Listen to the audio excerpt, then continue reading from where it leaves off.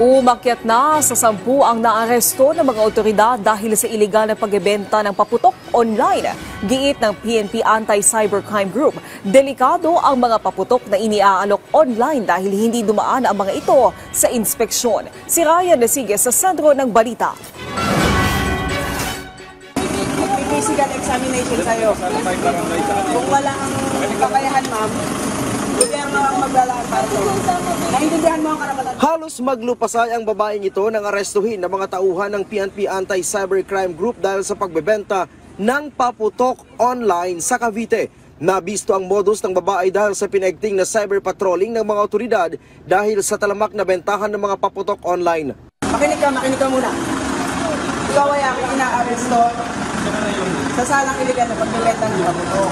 Sa datos ng PNP-ACG, umakyat na sa 10 individual ang naaresto mula sa 7 magkakasunod na operasyon sa Cavite, Laguna at Maynila sa pagbebenta ng paputok online.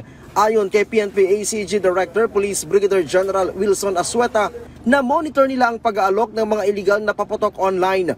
Yes, bawal po ang online selling ng mga kahit yung mga authorized at hindi. Basta online selling o paputok, regardless yan kung ay within the standard or with the authority. So, bawal po yun.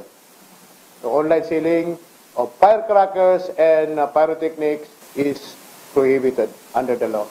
Mula unang araw ng Disyembre hanggang kahapon, aabot na sa 800 piraso ng mga paputok na nagkakahalaga ng 75,000 piso ang nakumpiska ng ACG. Kita natin, mismo dali sa online ngayon kasi may delivery. So, ikiklik na lang nila at ihahatid na lang sa kanila kung saan ang usapan. So, yun ang nakita ko dahil may safe sila na idadali na lang sa lugar kung saan nila gusto i-deliver yung items. Karamihan sa mga ibinebentang paputok na nakita ng ACG ay ang King Kong, kabase at tuna.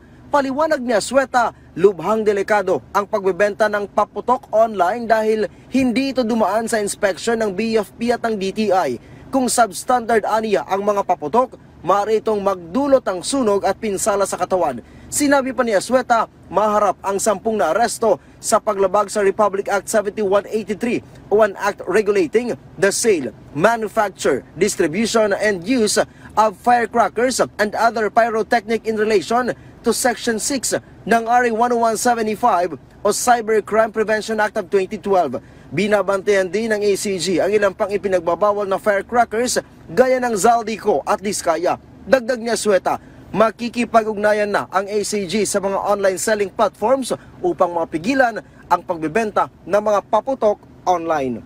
Ryan Lisiges para sa Pambansang TV sa Bagong Pilipinas.